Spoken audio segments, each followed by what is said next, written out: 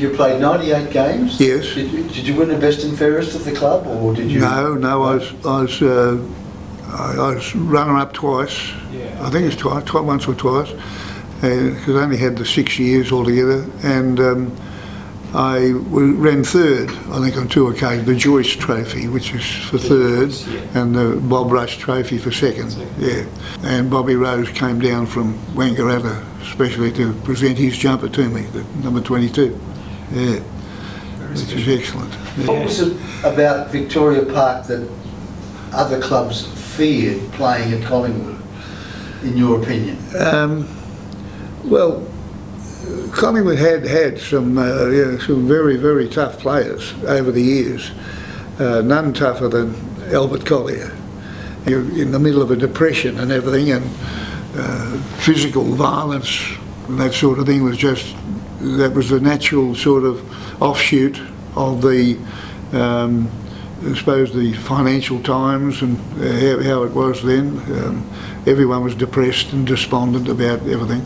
When I was born in the 30s, the mid-30s, and it was an incredible thing, the fear that people had of the Riley Street drain to pull up the grates, and we'd go down into the thing, there's steel ladders going down, and we'd walk down to the river, and it was wonderful for your immune system, you know.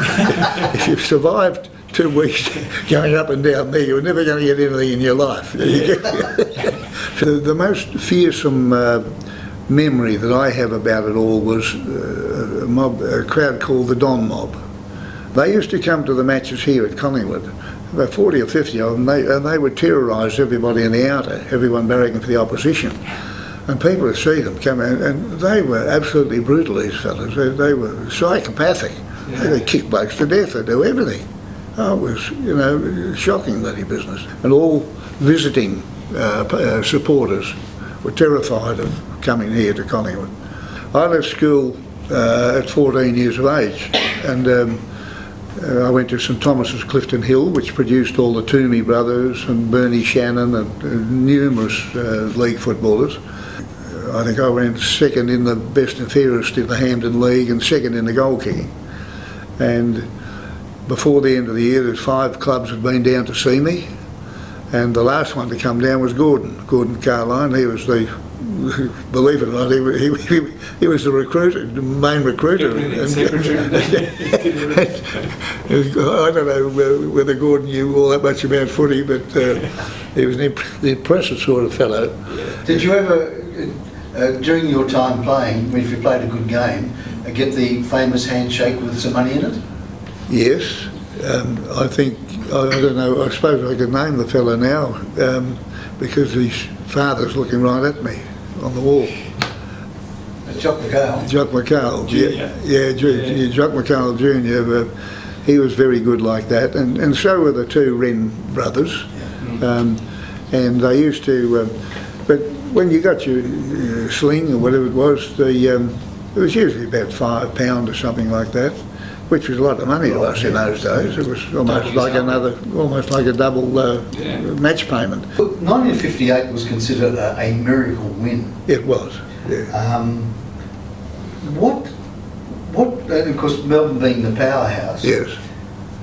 What X factor did Collingwood have in that year, yes, that they pulled this off? Right, they kept on, and particularly old Sid, and well, Fonts, of course, Fonts Kine, they kept stressing the fact that no one else had ever won 4 premierships in a row other than Collingwood.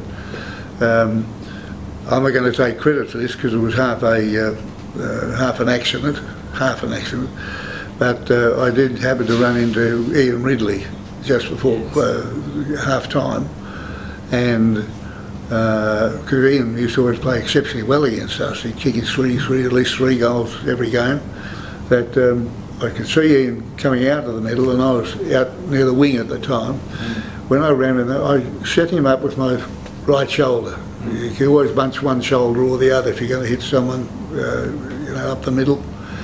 And just before I got to him, he must have sensed I was there, and he deviated to the left. I hit him with my unprepared left shoulder. And Unfortunately, he broke his nose very badly and he was out of the game after that.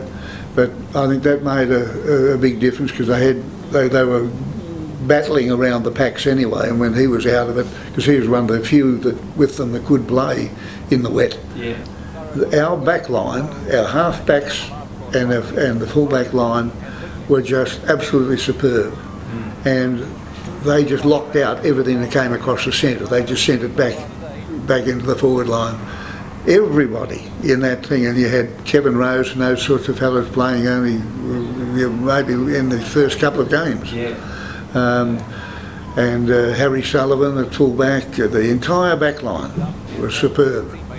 Plus you had Thorold Merritt came right into the game. They'd switched him from being a wingman to being a first rover, and he played a magnificent game. And I'd say either he or Ken Turner on the wing would have had the 3 votes. You had to split it between the 2 of them. They were both magnificent, but the entire back line, well, you could just block the whole lot and just say they were the rest of the best players that day. We lost Peter Lucas last week or the week before.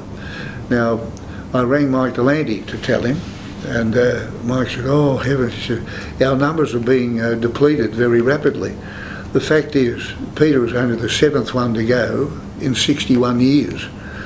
So it's, the rest of us are still here. Yeah, and that's why it's so important to get this now. Yes. And to understand what was so special about Collingwood in those days.